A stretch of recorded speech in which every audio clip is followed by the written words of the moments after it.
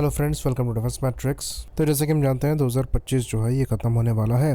तो next year कई important missile test और इंटीग्रेशन जो है ये हमको देखने को मिलेंगे, जिसके अंतर्गत सबसे ज़्यादा जो वेट हो रहा है ये अस्त्र मार्क 2 मिसाइल का हो रहा है, जिसको लेकर लेटेस्ट अपडेट ये आया है कि यहाँ पर रेंज एक्सटेंशन किया जा रहा है और 200 किलोमीटर की रेंज अब इस मिसाइल के साथ मिलेगी।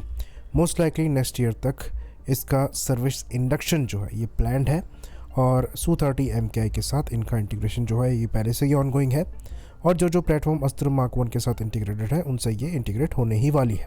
इवन जो नेवी का MiG-29K है उनसे तो शुरुआत से ही अस्त्र मार्क 2 ही लगकर आनी है। ये चीज़ एरो इंडिया में भी डिस्प्ले करी गई थी। तो नेक्स्ट ईयर काफ़ी इंपॉर्टेंट होने वाला है अस्त्र मार्क 2 मिसाइल को लेकर, और सुनने में आ रहा है कि बल्क ऑर्डर्स प्लान किए गए हैं।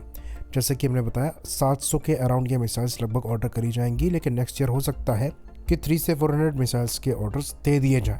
तो इसमें ये देखना इंटरेस्टिंग होगा कि जो पहला बैच आता है ये 160 किलोमीटर रेंज वाली मिसाइल्स के साथ आता है या फिर शुरुआत से ही 200 किलोमीटर रेंज वाली मिसाइल हमें मिलने वाली है, क्योंकि ये इंडिकेशन तो मिल रहा है कि ये मिसाइल डेवलपमेंट के एडवांस स्टेजेस पर है।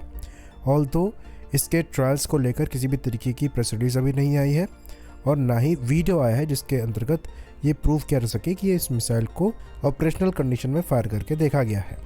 ऑल्दो अस्त्र मार्क 1 और मार्क 2 मिसाइल्स में ज़्यादा डिफरेंस नहीं है। जो मेजर डिफरेंस आता है वो प्रपल्शन को लेकर आता है, जिसके अंतर्गत ड्यूल पल्स का यहाँ पर इस्तेमाल किया जाता है, जो कि आपको रेंज एक्सटेंड करके देती है 160 किलोमीटर के अराउंड की।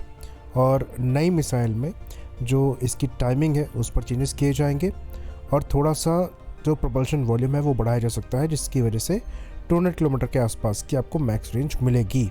तो अब सिंदूर के बाद ये चीज़ क्लियर हो गई थी कि हमें एक लॉन्ग रेंज की BVR मिसाइल की रिक्वायरमेंट है। अस्त्र मार्क 2 वहाँ पर पहले से ही डेवलपमेंट में थी, पर रेंज एक्सटेंशन का जो काम है ये बाद में स्टार्ट किया गया। वहीं पर इनके प्रोक्योरमेंट में भी तेज़ी यहाँ पर दिखाई दे रही है। तो जो एंड गेम मनोरेबिलिटी है अस्त्र मार्क 2 की वो ज़्यादा बेटर मिलेगी, जिसकी वजह से ये missile better no escape zone के साथ आएगी। तो ये मिसाइल शुरुआत से ही तेजस मार्क 1A के साथ भी कंपैटिबल होगी। अब क्योंकि यहाँ पर मिसाइल के नंबर्स बड़े हैं, इसलिए चांसेस एग्जिस्ट करते हैं कि यहाँ पर DCPP के अंतर्गत 2 पार्टनर्स को चूज़ किया जाए प्रोडक्शन के लिए, ताकि ये मिसाइल समय पर डिलीवर हो सके। इसके साथ में जो दूसरी मिसाइल है जिस पर नज़र बनाने की रिक्वायरमेंट है ये रुद्रम 2 है, जिसका इंडक्शन भी नेक्स्ट ईयर देखने को मिल सकता है। तो रुद्रम 2 पर भी जो काम है ये फाइनल स्टेजेस पर चल रहा है और ये सीरीज़ प्रोडक्शन में जा सकती है नेक्स्ट ईयर से, जिसके साथ मास में ये सर्विस में इंडक्ट करी जा सकती है। रुद्रम 1 मिसाइल जो है ये एक तरीके से टेक्नोलॉजी डेमोन्स्ट्रेटर थी, इसलिए वाइड सर्विस इंडक्शन वहाँ पर नहीं देखा गया है। वहीं पर रुद्रम 2 और 3 जो है ये काफ़ी सिग्निफिकेंट हैं और इन पर फोकस भी ज़्यादा है। रुद्रम 2 के साथ आपको ऑलमोस्ट 350 किलोमीटर की मैक्स रेंज मिलेगी, वहीं पर रुद्रम 3 के साथ जो मैक्स एंगेजमेंट रेंज है ये 500 किलोमीटर तक पहुँचेगी।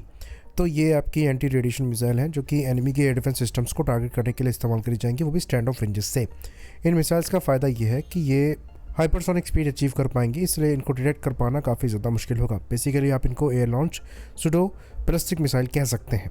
तो ये काफ़ी ज़्यादा क्रूशल रोल प्ले करने वाली है फ्यूचर कॉम्बैट में। ऑप सिंदूर में ये चीज़ हमने देखा कि सीड और डेड जैसे ऑपरेशंस काफ़ी ज़्यादा क्रूशल रोल प्ले करते हैं और इनमें जो एंटी रेडिएशन मिसाइल है ये काफ़ी इंपॉर्टेंट हो जाती हैं, और इसलिए रुद्रम 2 जैसी मिसाइल जो है ये काफ़ी क्रूशल रोल फ्यूचर कॉम्बैट में प्ले करने वाली है।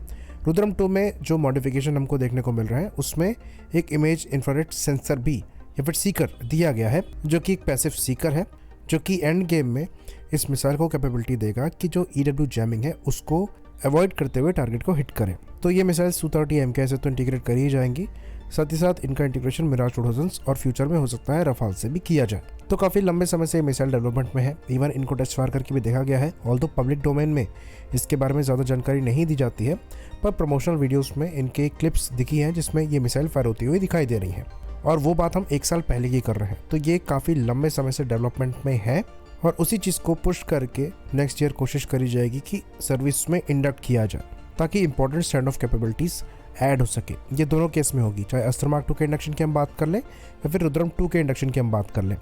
रुद्रम 2 आपको air to surface capability provide कराएगी, अस्त्र मार्क 2 आपको air to air capability provide कराएगी। तो अगला साल काफ़ी सिग्निफिकेंट होने वाला है इन दोनों मिसाइल को लेकर। आई होप इन्फॉर्मेशन यहाँ पर क्लियर रही हो। इसी बात पर इस वीडियो को हम ख़त्म करेंगे। लाइक करिए, सब्सक्राइब करिए। जय हिंद।